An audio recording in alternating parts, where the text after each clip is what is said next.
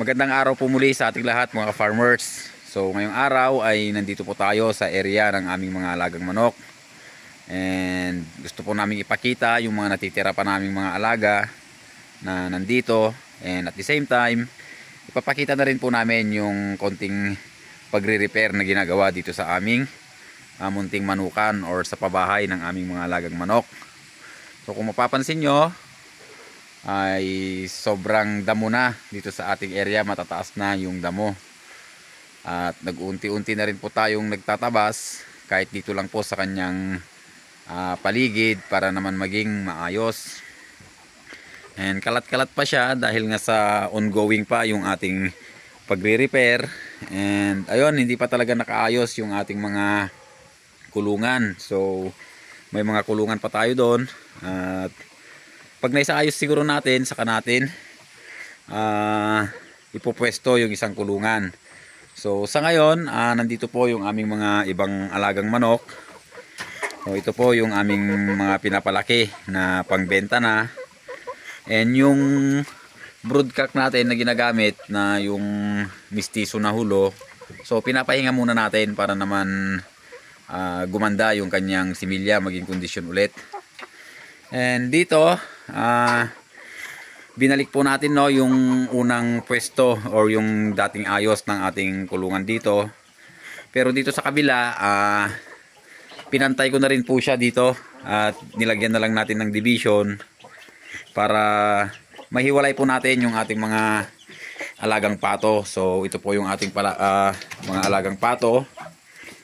So ito po yung mga breeders natin or magiging breeders kasi yung iba dito ay dumalaga pa lang. And may 4 tayo ditong pabo. So yung dalawa, yun po yung ating napapisa noon. So ayos naman sila. And ang problema natin, yung ating lalaking pabo ay may sakit. So hindi po natin alam kung makaka-recover pa. So bagsak na po siya kanina. And dito naman, nandito po yung ating mga pinapalaking mga breeders. So ito po yung gagamitin ulit natin para sa ating pagpaparami ng ating mga alagang manok.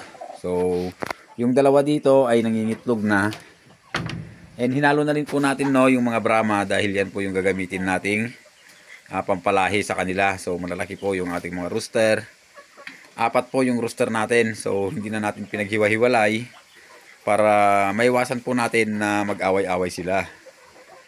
And ito, konti na lang po yung natirang mga alaga nating manok. So ayan na lang. Bali yung dalawa nga nangingitlog na dito. So nandito yung itlog. Ang pinagtataka ko lang, parang hindi naman nililimliman itong isa. And hindi na rin po siya nadagdagan. And dito sa paitlugan, may naglilimlim tayong alagang pato. So sana mapapisa natin.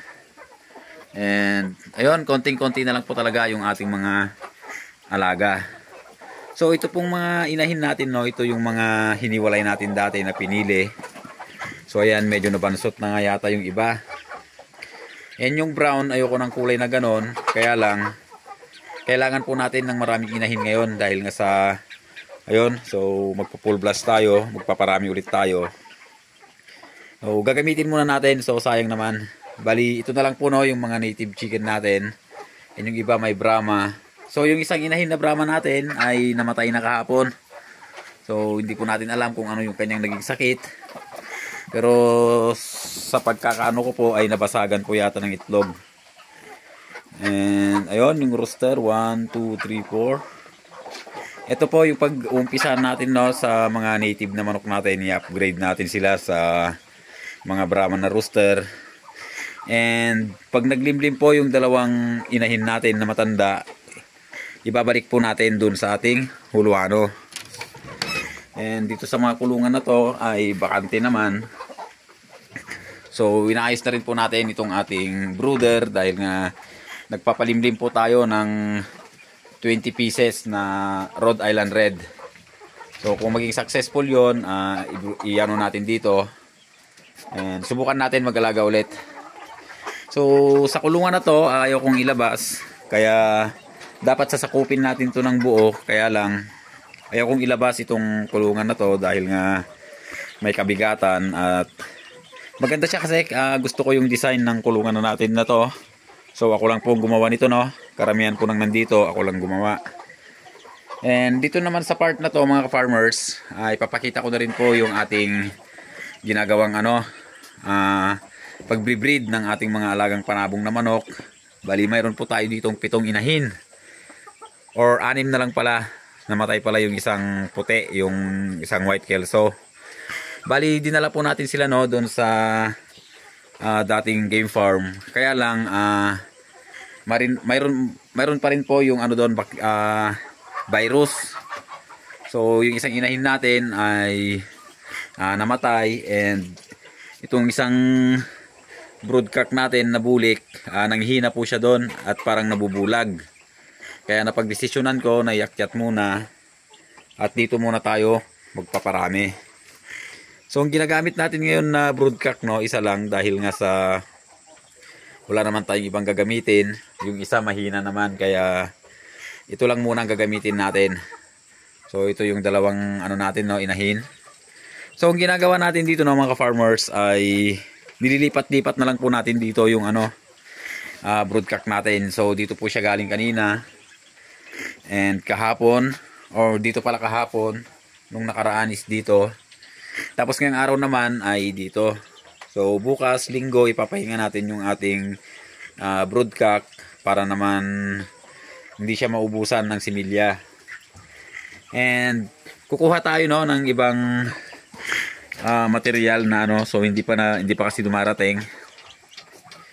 And may napapisa tayo nung nakaraan na bulik din, anak ng bulik. So yung mga light colors po diyan, yan po yung mga panabong, pinaghalo-halo ko na lang. And 5 yung natin dyan, panabong na naging ng bulik, offspring.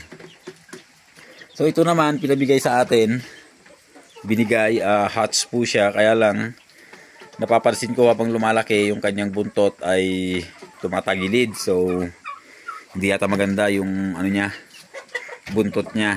So, sinasabi kasi ng mga mananabong, pag ganyan daw yung buntot is parang hindi maganda yung kanyang pagpalo or hindi siya balance. So ayun mga ka-farmers, no, ito po yung mayroon ngayon dito sa ating manukan. And balak po natin maglagay dito ng pinto, sasaraduan po natin lahat to. And yan sa mga awang-awang lalagyan po ulit, lalagyan po lahat natin yan ng mga takip para hindi naman natin sinasabing hindi na makakapasok dito yung ating kaibigang sawa, pero at least mahirapan man lang siya. So kahapon, no, tinira po yung isang isang inahin na panabong, yung pure na sweater natin. So sayang.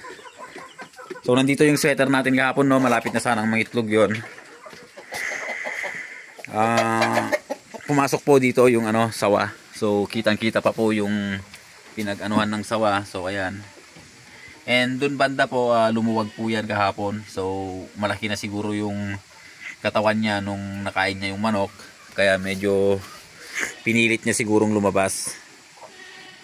So ayun, tuloy-tuloy pa rin po yung pag-i-improve natin, no, para sa ating pagbabalik sa larangan ng pag-aalaga ng mga hayop.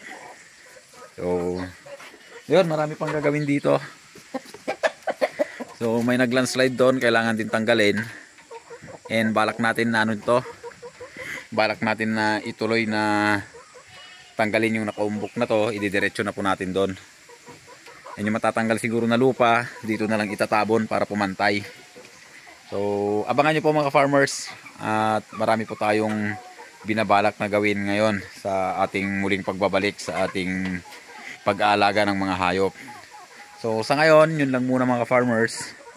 At itutuloy po natin yung ating ginagawa dito. So wala kasi tayong taga-video, kaya pag gumagawa tayo, tinitigil talaga natin yung pagbibideo.